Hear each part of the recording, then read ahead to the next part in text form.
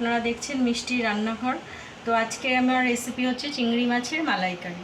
তার জন্য এই যে চিংড়ি মাছটাকে আমি ভালো করে পরিষ্কার করে ধুয়ে নুন হলুদ মাখিয়ে নিয়েছি। আমি একটা করে কাঠি এরকম দিয়েছি যাতে সোজা থাকে মাছটা, আপনারা চাইলে দিতে পারেন, নাও দিতে পারেন।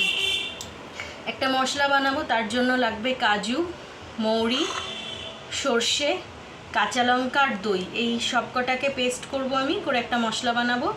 আচ্ছা, এখানে আছে আমার পেঁয়াজ বাটা, নারকেলের দুধ, গোটা গরম মশলা। এছাড়া লাগবে হলুদ আর লঙ্কার গুঁড়ো আর হচ্ছে গুঁড়ো গরম মশলা। ব্যাস। এবার চলুন, এটা সর্ষের তেলে করব, তাই সর্ষের তেল গরম হয়ে গেছে। এবার মাছগুলোকে আমি ভেজে নেবো একটা একটা করে।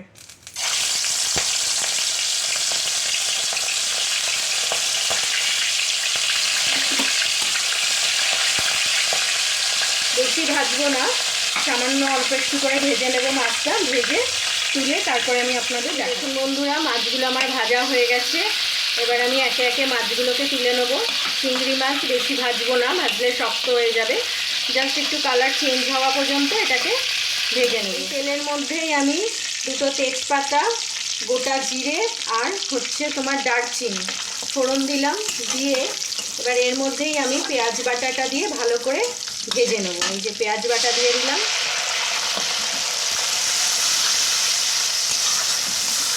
এবার এর মধ্যে সামান্য আমি একটু নুন দিয়ে দেবো যাতে তাড়াতাড়ি ভাজাটা হয়ে যায়। এবার পেঁয়াজ বাটাটা হতে হতে আমি যে পেস্টটা বানানোর ছিল মশলাটা, ওটা আমি বানিয়ে নেব। আমার পেঁয়াজ ভাজা হয়ে গেছে, এই যে তেলটা ছেড়ে দিয়েছে, মানে পেঁয়াজটা ভাজা হয়ে গেছে।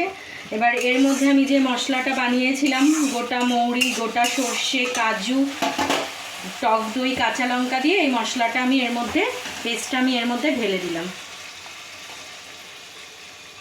এবার একটুখানি এটা ধুয়ে জল দিয়ে দেব।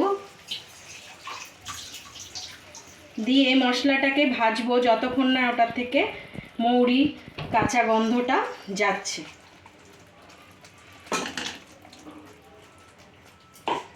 এবার এটাকে ভালো করে মিশিয়ে নেব।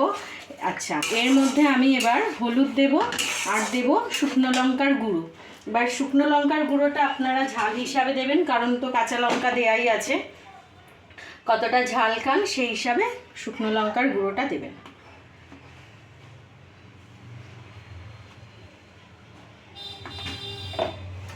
দিয়ে এটাকে ভালো করে মিশিয়ে নেব।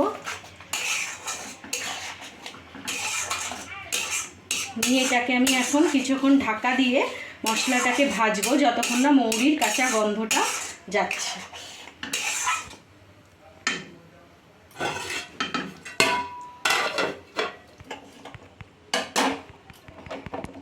এই যে দেখুন বন্ধুরা, আমার মশলাটা অনেকটাই ভাজা হয়ে গেছে। এবার এর মধ্যে আমি একটু নুন দিয়ে দিলাম পরিমাণ মতো, আর একটু দিয়ে দেবো আমি চিনি।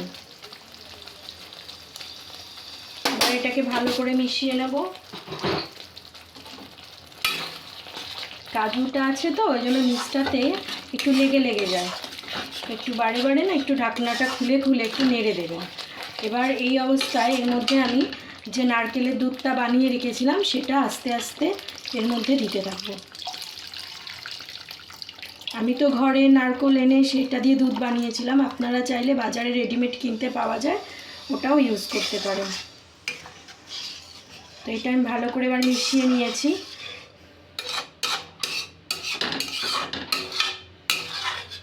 এবার এর মধ্যে আমি একটা একটা করে চিংড়ি মাছ ছাড়বো, কিন্তু যখন পরেটা আগে একটু ফুটবে তারপরে এর মধ্যে আমি চিংড়ি মাছ দেবো। এই যে দেখুন গ্রেভিটা আমার কি সুন্দর ফুটছে। এবার আমি একে একে এর মধ্যে মাছটা দিয়ে দেবো।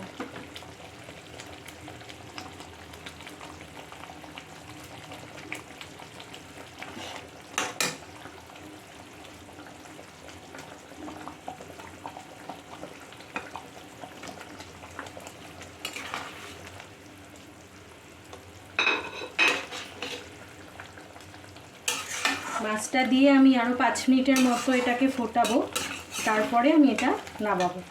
তো মাছের সাথে আমি একটু গরম মশলা দিয়ে দিলাম। আপনারা চাইলে একটু ঘিও দিয়ে দিতে পারেন।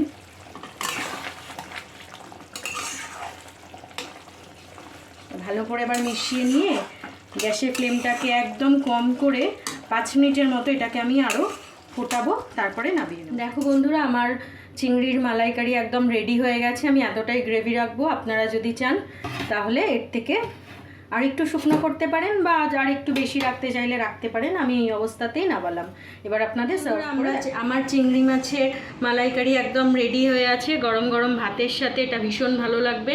আপনারা সবাই বানান, তো আপনাদেরও আলাদা আলাদা রেসিপি আছে, প্লিজ আমার সাথে শেয়ার করবেন।